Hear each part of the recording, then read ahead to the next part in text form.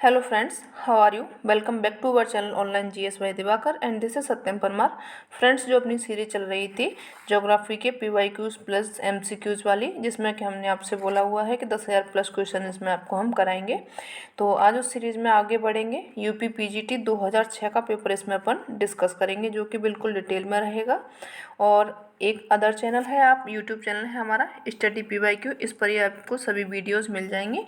तो आप इसको सब्सक्राइब कर लें एंड अपने फ्रेंड्स तक इसको शेयर ज़रूर करें।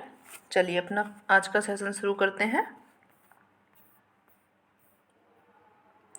पहला क्वेश्चन इसमें ये कह रहा है आपका कि निम्नलिखित में से कौन गहन कृषि से संबंधित नहीं है। गहन कृषि होती क्या है, कहाँ पे होती है? तो ये गहन कृषि जो होती है, ये जहाँ पे जनसंख्या ज़्यादा होती है और जो कृषि के लिए भूमि कम होती है, वहाँ पे गहन कृषि की जाती है। तो जो चीन है, चीन में क्या है, जनसंख्या ज़्यादा होती है और वहाँ पे जो गेहूँ की कृषि होगी वो किस तरीके की होती है, ये गहन कृषि होती है। भारत में भी अगर देखा जाए तो जनसंख्या अच्छी खासी है और कृषि के लिए ज़मीन कम होती है, तो यहाँ पे भी जो कृषि होती है वो किस तरीके की होती है, गहन कृषि होती है। तो ये भी ऑप्शन आपका नहीं होगा। कनाडा में अगर आप देखा जाए तो वहाँ पे पॉपुलेशन कम है और जो वहाँ पे गेहूँ की कृषि होती है वो गहन नहीं होती है, तो ये आपका सी ऑप्शन सही हो जाएगा। और कैलिफोर्निया में भी जो फसलों की खेत कृषि होती है वो भी गहन कृषि में ही आती है। ठीक है, चलिए इसकी व्याख्या देख लेते हैं। कनाडा में गेहूं की खेती गहन कृषि से संबंधित नहीं है, बल्कि यहाँ गेहूं की जो कृषि होती है विस्तृत कृषि में की जाती है, यानी कि काफ़ी बड़े क्षेत्र में ये की जाती है। गहन कृषि मुख्य रूप से अधिक जनसंख्या वाले घनत्व वाले क्षेत्रों में की जाती है, यानी कि जहाँ पे क्या होता है, जनसंख्या घनत्व अधिक होता है वहाँ पर ये गहन कृषि की जाती है। इस प्रकार की फसलों जो कृषि में फसलों का अधिक से अधिक उत्पादन प्राप्त करने हेतु कृषि भूमि के प्रत्येक स्तर पर अधिक मात्रा में पूंजी एवं श्रम का उपयोग किया जाता है। किस लिए किया जाता है? क्योंकि उनको अधिक मात्रा में जो फसल वो उत्पादन कर रहे हैं उनका अधिक से अधिक लाभ मिल सके, इसलिए वहाँ पे गहन कृषि की जाती है, क्योंकि पॉपुलेशन वहाँ पे ज़्यादा होती है। कम क्षेत्रों में अधिक उत्पादन प्राप्त करना इस कृषि का मुख्य उद्देश्य होता है। अगर पूछा जाए गहन कृषि में क्या मेन मोटिव होता है इसका, तो ये होता है आपका कि कम क्षेत्र हो, कम एरिया होना चाहिए और वहाँ पर क्या होना चाहिए, उत्पादन अधिक होना चाहिए। ये इस कृषि का मेन मोटिव होता है। चलिए नेक्स्ट है इसमें आपका टेरा रोसा मिट्टी पाई जाती है। टेरा रोसा कहाँ पे पाई जाती है? ब्राज़ील में, दक्षिण अफ्रीका में, चीन में या फिर यूक्रेन में। तो ये जो पाई जाती है ब्राज़ील में पाई जाती है। और ये जो मिट्टी होती है ये किसके लिए, कहवा जो होता है आपका, कहवा या फिर कॉफ़ी जिसको अपन बोलते हैं, उसके लिए काफ़ी उपयुक्त मानी जाती है। और ये जो ब्राज़ील है वो वहाँ पे कहवा सबसे ज़्यादा इसीलिए होता है क्योंकि वहाँ पे जो मिट्टी पाई जाती है वो किस प्रकार की है, टेरा रोसा मिट्टी वहाँ पे पाई जाती है। चलिए नेक्स्ट देखते हैं। इसमें मिल्पा जाना जाता है। मिल्पा एक कृषि है। कृषि वो भी किस तरीके की है, ये स्थानांतरणशील कृषि है, यानी कि बदल बदल करके जगह जगह पर चेंज की जाती है कृषि। एक स्थान अभी यहाँ पे कर लिया, फिर इसको चेंज करके छोड़ के दूसरे स्थान यहाँ पे कृषि होने लग गई, इसको जब तक पड़ती छोड़ दिया गया। तो ये कैसी कृषि होती है, स्थानांतरणशील ये कृषि होती है। तो ए ऑप्शन इसका सही हो जाएगा। व्याख्या देख लेते हैं इसकी। मिल्पा यह है स्थानांतरणशील कृषि का प्राचीन रूप है जो मुख्यतः उष्णकटिबंधीय वनों में रहने वाली जनजातियों के द्वारा की जाती है। किस तरीके के वनों में की जाती है? ये जो आपके उष्णकटिबंधीय वन होते हैं वहाँ पे की जाती है। यह अलग अलग क्षेत्रों में अलग अलग नामों से जानी जाती है। मध्य अमेरिका एवं मैक्सिको में इसको किस नाम से जाना जाता है? मिल्पा के नाम से जाना जाता है। ठीक है, अगर अपन इंडिया में देखेंगे तो इसको झूम कृषि के नाम से जानते हैं। नेक्स्ट है इसमें आपका किन देशों के किसान अपनी कृषि की गहनता के लिए प्रसिद्ध हैं? कृषि गहनता के लिए पूछा गया है इसमें, तो ये ब्राज़ील, कोलंबिया हो जाएगा, म्यांमार या थाईलैंड हो जाएगा, चीन एवं जापान हो जाएगा। तो जो आपका चीन है और जापान है यहाँ पे कैसी कृषि होती है, गहन कृषि यहाँ पे होती है। तो सी ऑप्शन इसमें आपका सही हो जाएगा। गहन कृषि कौन कौन से क्षेत्र में होती है उसको देख लेते हैं। ये आपके जहाँ पे जनसंख्या ज़्यादा होगी वहीं पे गहन कृषि भी होगी। तो आप लगा सकते हैं जैसे कि चीन हो गया, जापान हो गया, भारत है, इंडोनेशिया है, मलेशिया है, बांग्लादेश है। ये सब किसके लिए? यहाँ पे जनसंख्या आप देखोगे तो काफ़ी ज़्यादा है और इसी कारण यहाँ पे जो कृषि होती है वो गहन कृषि होती है। ठीक है, चलिए आगे बढ़ेंगे। नेक्स्ट क्वेश्चन इसमें आपका अधोलिखित में बॉक्साइट में बॉक्साइट का सबसे अधिक उत्पादन करने वाला देश पूछा गया है, कहाँ पे सबसे ज़्यादा बॉक्साइट होता है। तो ये जो आपका ऑप्शन हो जाएगा, ऑस्ट्रेलिया में सबसे ज़्यादा बॉक्साइट का उत्पादन होता है।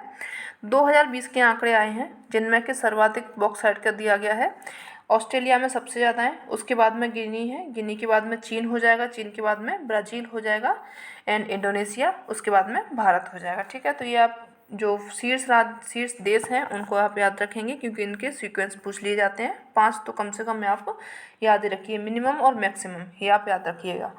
नेक्स्ट क्वेश्चन है इसमें आपका, पूर्वी न्यू इंग्लैंड क्षेत्र विख्यात है। ये किसके लिए है? न्यू इंग्लैंड क्षेत्र जो है आपका पूर्वी सूती वस्त्र उद्योग के लिए, कागज उद्योग के लिए, झांझरानी या फिर मोटर गाड़ी उद्योग के लिए। तो जो आपका न्यू इंग्लैंड क्षेत्र है पूरब का, ये सूती वस्त्र उद्योग के लिए काफ़ी फेमस है। ए ऑप्शन इसका सही हो जाएगा। व्याख्या इसके देख लेते हैं। संयुक्त राज्य अमेरिका में न्यू इंग्लैंड राज्यों के अंतर्गत कनेक्टिकट याद रखेंगे, ये कुछ इंपॉर्टेंट इनके शहर हैं, इनसे भी क्वेश्चन पूछे जाते हैं। तो इनके जो इनसे डायरेक्ट क्वेश्चन पूछा जाता है कि ये किस देश का है, तो आप इनको याद रखेंगे। जैसे कि कनेक्टिकट है, ये कहाँ पे आता है? यूएसए में है। रोडे हो जाएगा, आइलैंड हो जाएगा, मैसाचुसेट्स हो जाएगा, न्यू हैम्पशायर हो जाएगा। इन सभी ये किसके अंतर्गत आते हैं? न्यू इंग्लैंड में आते हैं। और न्यू इंग्लैंड में क्या होता है? सूती वस्त्र के लिए काफ़ी फेमस होते हैं। पूर्वी न्यू इंग्लैंड का मुख्य जो केंद्र है बोस्टन है। कौन सा हो जाएगा? मुख्य केंद्र बोस्टन है। और इस क्षेत्र में महीन वस्त्र उद्योग की प्रधानता होती है। सन 1920 ईस्वी तक न्यू इंग्लैंड संयुक्त राज्य अमेरिका का 52% सूती वस्त्र का उत्पादन करता था। यानी कि 1920 का जो टाइम था, तब उस टाइम पे जो अमेरिका था वो कितना परसेंट सूती वस्त्र उद्योग का उत्पादन करता था? वो 52% करता था, जो कि अब कितना रह गया है? 15% रह गया है। यहाँ पे क्या है, अब धातु, मशीनरी, रसायन तथा छपाई उद्योग का विकास हो गया है। इसी कारण न्यू इंग्लैंड औद्योगिक प्रदेश कैसा है? गत्यात्मक औद्योगिक प्रदेश का उदाहरण होता है। यानी कि गत्यात्मक जो डायनामिक होता है उसका ये उदाहरण है। ठीक है, चलिए आगे बढ़ेंगे। नेक्स्ट क्वेश्चन इसमें आपका, निम्नलिखित में से किस प्रकार की मिट्टी भारत में सबसे बड़े क्षेत्रफल पर पाई जाती है? कौन सी मिट्टी सबसे ज़्यादा पाई जाती है भारत में? तो आप देखेंगे जलोढ़ जो मिट्टी है ये भारत में सबसे ज़्यादा क्षेत्र पर पाई जाती है। लगभग इसका क्षेत्रफल अगर देखें 43.4% भाग पर ये मिट्टी पाई जाती है। और ये मिट्टी किस तरीके की है? ये क्या है? निक्षेपण मृदा है, जिन्हें क्या है, जो नदियाँ होती हैं, सरताएँ होती हैं, उनके द्वारा इनको निक्षेप किया जाता है। अगर आप जाएंगे, जैसे कि गंगा का मैदान बना हुआ है, ब्रह्मपुत्र का मैदान बना है, सिंधु मैदान जो बना हुआ है, ये सब क्या है? ये नई जलोढ़ मृदा होती हैं। और ये किसके कारण बनती हैं? जो नदियाँ अपने साथ में मलबा लेके आती हैं, वो एक जगह अपनी तली में आकर के उनका निक्षेप करती हैं, और उसके कारण जो आपकी जलोढ़ मृदा है वो बनती है। चलिए आगे बढ़ेंगे। गहन निर्वाह कृषि प्रचलित है, ये कहाँ पे? अब तो आप बता ही सकेंगे कि कहाँ पे सबसे ज़्यादा गहन कृषि होती है। तो ये आपका चीन ऑप्शन बिल्कुल सही हो जाएगा। गहन कृषि क्या है इसका भी अपन लोगों ने देख लिया था, कहाँ कहाँ पे होती है ये भी देख लिया था। यहाँ पे ब्राज़ील, कनाडा, रूस, यहाँ पे किस तरीके की कृषि होती है? ये यहाँ पे विस्तृत कृषि होती है जो कि व्यापारिक रूप से की जाती है। और चीन में कैसी होती है? गहन निर्वाह कृषि होती है। ठीक है, चलिए आगे बढ़ेंगे। नेक्स्ट क्वेश्चन इसमें आपका, अधोलिखित में से कौन सा देश भेड़ पालन में अग्रणी है? यानी कि जहाँ पे सबसे ज़्यादा भेड़ पालन किया जाता है, तो ये हो जाएगा आपका ऑस्ट्रेलिया। यहाँ पे कि सबसे ज़्यादा भेड़ पालन किया जाता है। बी ऑप्शन इसका सही हो जाएगा। ठीक है, चलिए इसकी व्याख्या देख लेते हैं। विश्व में सर्वाधिक भेड़ पालन ऑस्ट्रेलिया में होता है। और ऑस्ट्रेलिया में भेड़ों की अगर कुल संख्या पूछी जाए तो ये 45% न्यू साउथ वेल्स तथा 45% कहाँ पे होती है? न्यू साउथ वेल्स में होती है। और 29% जो होती है वो विक्टोरिया प्रांत में पाई जाती है। यानी कि काफ़ी ज़्यादा यहाँ पे भेड़ों का पालन किया जाता है। अद्यतन आंकड़ों के आधार पर सर्वाधिक भेड़ों की जो संख्या है वो चीन में है, ऑस्ट्रेलिया में है और भारत में पाई जाती है। ठीक है, पहले स्थान पर अगर पूछा जाए तो चीन है, उसमें ऑप्शन नहीं था। चलिए आगे बढ़ेंगे। कनाडा में विश्व का विशालतम भंडार पाया जाता है। काय का पाया जाता है कनाडा में? कोयले का, लौह अयस्क का, यूरेनियम का या फिर तांबा का। तो जो कनाडा है वहाँ पे सबसे बड़ा जो विशाल भंडार पाया जाता है विश्व का, वो यूरेनियम का पाया जाता है। सी ऑप्शन इसमें आपका सही हो जाएगा। ठीक है, चलिए व्याख्या इसकी देख लेते हैं। यहाँ पे कौन सी है? अथाबास्का झील है, उसके उत्तरी तट पर यूरेनियम सिटी स्थित है। क्या बना हुआ है वहाँ पे? यूरेनियम के नाम से सिटी बनी हुई है। ग्रेट बियर झील के निकट में बीबर लॉज एवं पोर्ट रेडियम में भी यूरेनियम के प्रचुर भंडार मिलते हैं। विश्व में यूरेनियम के भंडार देख लेते हैं, जिनमें कि ऑस्ट्रेलिया के पास में कितना है, 28% है। कजाकिस्तान के पास में 15% है। कनाडा के पास में 9% है। एवं रूस के पास में 8% ये भंडार पाया जाता है यूरेनियम का। ठीक है, तो ये आपका इम्पोर्टेंट है, डेटा आप लोग याद जरूर रखेंगे। चलिए आगे बढ़ेंगे। मैग्नीटोगोर्स्क सबसे बड़ा इस्पात केंद्र है, किसका है ये, रूस का, पोलैंड का, हंगरी का या फिर रोमानिया का। तो जो मैग्नीटोगोर्स्क है ये रूस का हो जाएगा। सबसे बड़ा क्या है, ये इस्पात केंद्र है। ए ऑप्शन इसमें आपका सही हो जाएगा। ठीक है, चलिए आगे बढ़ेंगे। अधोलिखित देश में किसने विश्व का प्रथम ज्वारीय शक्ति उत्पादन केंद्र का निर्माण किया हुआ है, किसने किया है ये, फ्रांस ने, जर्मनी ने, रूस ने या फिर जापान ने। तो यहाँ पे जो ज्वारीय शक्ति का उत्पादन किया हुआ है सबसे पहले, तो ये फ्रांस ने किया हुआ है। ए ऑप्शन यहाँ पे आपका सही हो जाएगा। और ये जो उत्पादन केंद्र है यहाँ पे, संयंत्र जो फ्रांस का है वो कहाँ पे है, रोन नदी के मुहाने पर लगाया गया है। तो ये नदी भी आप याद रखेंगे, इंपॉर्टेंट नदी है, इसके बारे में क्वेश्चन पूछा जाता है।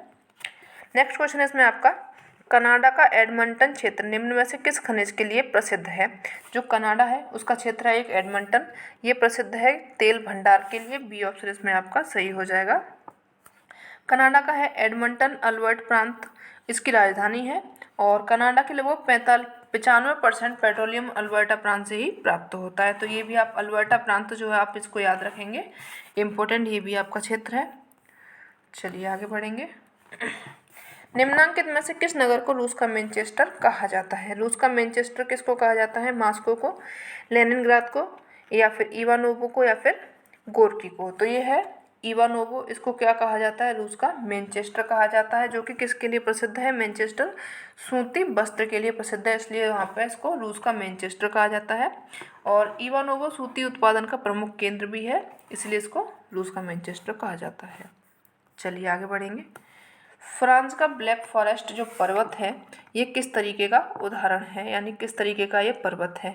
तो ये आपका एक भ्रंश पर्वत है। क्या है, भ्रंश पर्वत है। भ्रंश पर्वत होते क्या है, ये आपका कोई एरिया है, लैंड है, मतलब आप कोई भी मान लें इसको, और ये एक बीच में जगह है। ये अभी क्या है, नॉर्मल बने हुए हैं, लेकिन एक ऐसा समय आता है कि ये जो इसके साइड वाले पार्ट हैं नीचे धंस गए इस तरीके से, और ये बीच का पार्ट जो है वो ऊपर बन गया।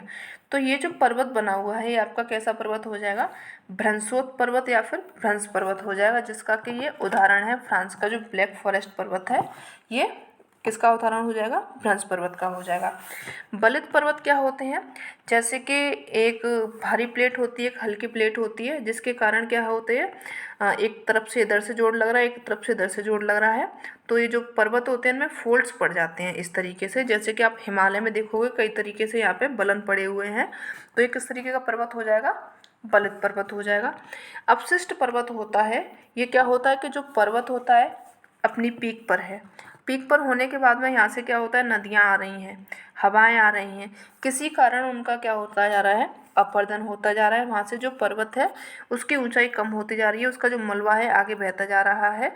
जैसे कि अभी आप देख सकोगे अपने इंडिया में अरावली जो पर्वत है, क्या है, अरावली जो पर्वत है आपका, ये अगर उदाहरण पूछा जाए तो ये अपशिष्ट पर्वत में हो जाएगा, यानी कि उसका काफ़ी सारा जो मलबा है वो अदर आगे अपरदन उसका होता गया है, और कुछ थोड़ा मोड़ा उसका पार्ट बचा रह गया है, तो जो कि एक अपशिष्ट के रूप में रह गया है, इसलिए उसको क्या बोला जाता है, अपशिष्ट पर्वत बोला जाता है।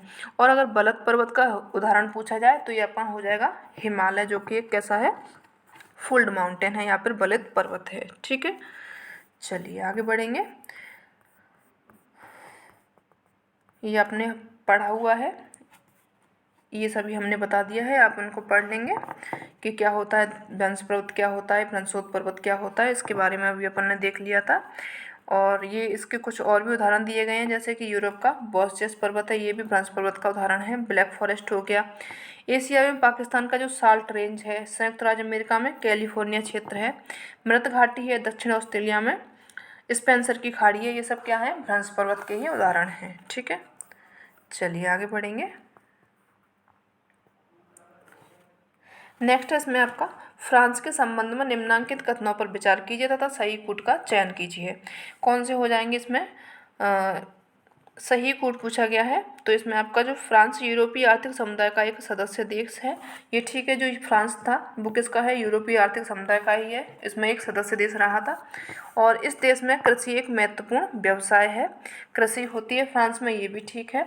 फ्रांस की जनसंख्या वृद्धि दर यूरोप में सबसे कम है, तो ये भी वहाँ का ठीक ही दिया गया है कि जो फ्रांस है वहाँ की जनसंख्या वृद्धि दर यूरोप में सबसे कम होती है, ये भी ठीक दिया गया है। फ्रांस का लोअर अयस्क उत्तम श्रेणी का है, ये गलत हो जाएगा। फ्रांस का लोअर अयस्क उत्तम श्रेणी का नहीं है, तो आपका ए, बी एंड सी सही हो जाएगा, तो आपका सी ऑप्शन यहाँ पे सही हो जाएगा। ठीक है, चलिए आगे बढ़ेंगे। ये अपने पढ़ लिया है, वही जो फैक्ट्स हैं आपके वही दिए गए हैं, आप एक बार और पढ़ लेंगे। चलिए आगे बढ़ेंगे।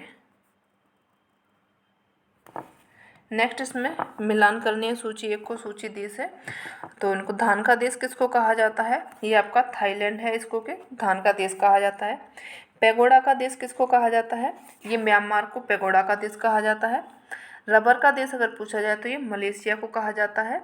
और पूरब का प्रवेश द्वार कहा जाता है सिंगापुर को। ठीक है, तो ये आपका ए ऑप्शन इसमें आपका बिल्कुल ठीक हो जाएगा, बाकी के सभी गलत हो जाएंगे। चलिए इनका दिया गया है। नेक्स्ट है आपका क्वेश्चन, इसमें संसाधन होते नहीं हैं, वे मानवीय सहयोग से बनाए जाते हैं, यह कथन निम्नलिखित में से किस विद्वान ने दिया हुआ है? तो ये जो जिम्मरमैन महोदय हैं, इन्होंने बोला था कि संसाधन होते नहीं हैं, इनको बनाया जाता है। उनका ये काफ़ी अच्छा कथन है और उनका ये क्वेश्चन काफ़ी बार पूछा जाता है। अगर आपने सभी पेपर्स देखे होंगे, सॉल्व किए होंगे जो हम कराते हैं, तो उनमें ये क्वेश्चन हर पेपर में, एक आध दो पेपर कोई छूटा हो, बाकी के सभी में पूछा ही गया है, तो काफ़ी इंपॉर्टेंट आपका ये क्वेश्चन है। ठीक है, चलिए इसमें दिया गया था कि वातावरण में भौगोलिक तत्व सीमित होते हैं। जो भौगोलिक तत्व होते हैं वातावरण में, अपने जो प्राकृतिक चीज़ें होती हैं वो क्या होती हैं? सीमित होती हैं। ज्यों ही मानव तत्वों से उनकी संबद्धता होती है, वे तत्व मानवीय क्रियाओं की तरह गतिशील हो जाते हैं। यानी कि क्या होता है? सीमित होते हैं, जब तक वो मानव उनको संसाधन के रूप में नहीं लेंगे, मानव के यूज के लिए नहीं है, तब तक उनका कोई भी वो संसाधन नहीं माना जा सकता है। जैसे ही वो संसाधन मतलब मानव के यूज में आ रहे हैं, तो वो क्या हो जाएंगे? एक संसाधन हो जाएंगे और मानव की तरह वो क्या हो जाएंगे? गतिशील हो जाएंगे। ये किसने कहा था? जिम्मरमैन महोदय ने बताया था ये। नेक्स्ट है इसमें आपका निम्नलिखित में से कौन सा युग्म सम्मिलित नहीं है, पूछा गया है। मत्स्य पालन किया जाता है जापान में, ये ठीक है आपका। अंगूर उत्पादन किया जाता है फ्रांस में, ये भी ठीक दिया गया है। रेशम कीट पालन यहाँ पे पोलैंड दिया गया है, तो पोलैंड ना होकर के यहाँ पे अगर चीन देता तो ये भी ठीक हो जाता है, तो आपका सी ऑप्शन गलत हो जाएगा। और उद्यान जो कृषि है वो नीदरलैंड में होती है, ये भी ठीक से दिया गया है। गलत पूछा गया है तो गलत आपका सी हो जाएगा, सी ही सही हो जाएगा। नेक्स्ट क्वेश्चन है इसमें आपका निम्नलिखित को उष्णकटिबंधीय सदाबहार वनों के क्षेत्रफल के आधार पर आरोही क्रम यानी कि बढ़ते हुए क्रम में रखना है। यानी कि पहले छोटा, यानी कहाँ पे कम पाए जाते हैं, कहाँ पे उससे ज़्यादा, फिर उससे ज़्यादा, फिर उससे ज़्यादा, इस तरीके से इनको लगाना है। तो चलिए इनको व्यवस्थित कर लेते हैं। सबसे पहले आपका जो सबसे कम पाया जाता है उष्णकटिबंधीय सदाबहार वन, ये आपके अफ्रीका में पाए जाते हैं। ठीक है, सॉरी, ये आपके कहाँ पे पाए जाते हैं? ऑस्ट्रेलिया में पाए जाते हैं। ऑस्ट्रेलिया के बाद में आपका फिर अफ्रीका हो जाएगा, अफ्रीका के बाद में एशिया हो जाएगा और एशिया के बाद में दक्षिण अमेरिका हो जाएगा। तो ये हो जाएगा किसका? उष्णकटिबंधीय सदाबहार वनों का बढ़ते हुए क्रम में सबसे ज़्यादा पूछा जाए तो ये दक्षिण अमेरिका हो जाएगा। ठीक है, बी ऑप्शन इसमें आपका सही हो जाएगा। चलिए आगे बढ़ते हैं।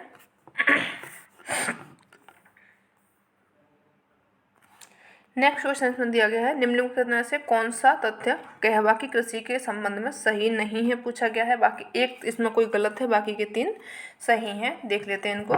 कहवा के उत्पादन क्षेत्र उष्ण और आर्द्र उष्णकटिबंधों से संबंधित होते हैं, ये ठीक है। इसमें इसके लिए अधिक तेज एवं सीधी धूप की आवश्यकता होती है, बिल्कुल नहीं है। अधिक तेज अगर धूप होगी और सीधी धूप मिलेगी इनको, तो ये यहाँ पे कहवा का उत्पादन हो नहीं पाएगा, क्योंकि यहाँ पे ये दिया गया है कैसी फसल है, ये आर्द्र है। आर्द्र होगी तो यहाँ पे इतनी धूप नहीं होगी।